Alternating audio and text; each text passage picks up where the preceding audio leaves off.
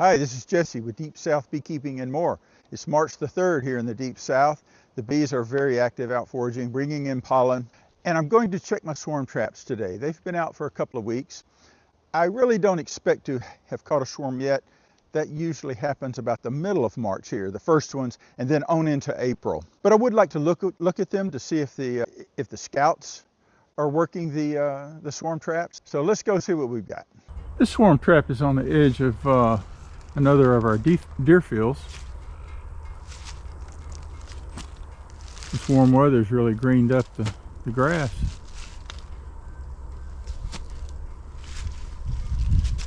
As I drove up, I saw a few foragers coming out. There's one right there in the entrance. See a few ants around.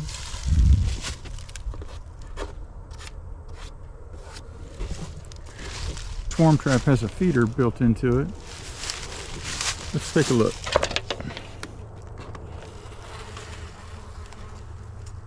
There were several on it, just feeding away.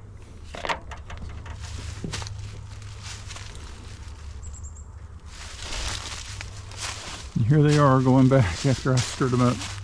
I usually catch a swarm at this location every year. Spaded with old comb. Didn't have a lot of old comb this year. There's 7 frames total in there. 1 empty honeycomb, 1 empty old brood comb. The rest either starter frames or full deep frames of waxed foundation. In past years, I will catch some swarms in March, but the majority of it seems to be in April, just before the major flow, the end of April and May. The bees tend to swarm just before the nectar flow so that they'll have abundant resources to build up their new home, making wax, raising brood. This is another swarm trap that I have out. That old barnyard, or that old barn, was built by my father and older brother early 1960s. This is the first time I've tried this location. I see foragers.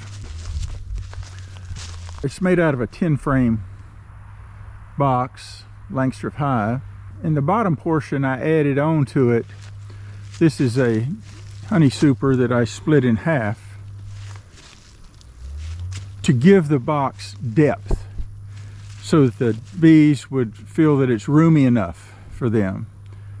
There are 7 frames in there, about 3 starter frames. So the bees will think they have, or they'll know that they have plenty of room. So I'm going to show you inside it, how it's set up. I'm going to show you a little internal feeder that's in there.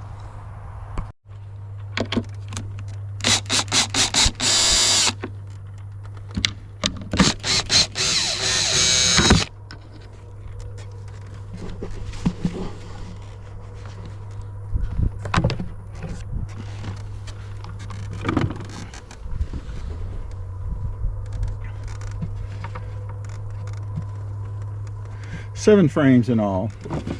First one's just wax foundation. The second one is a piece of old honeycomb. Now, it's important to freeze your honeycomb and your brood comb over the winter in a deep freeze before you use it.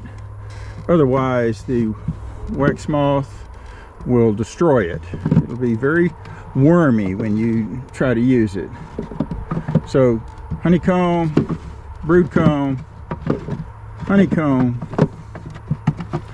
and there's some wax foundation, and then 1 starter strip.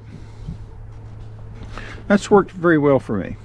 Now I want to show you a little feeder that I put in there just to keep the foragers coming. See the foragers on there? It keeps them coming. I've stirred them up. And they're not very defensive. This isn't their home yet. They're buzzing all around me.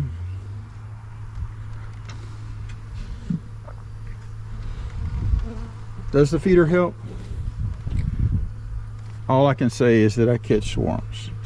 and I'll be giving you a report on that as the days progress. It's really not time here yet to have a swarm, but it will be soon, in the next couple of weeks. I didn't use my ladder to get to this swarm trap. I'm just standing on the back of my four-wheeler. I have other traps to show you, and I'll show them to you in the coming days.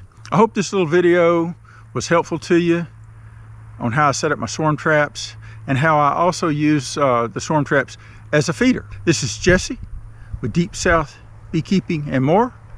I'll see you on the next video.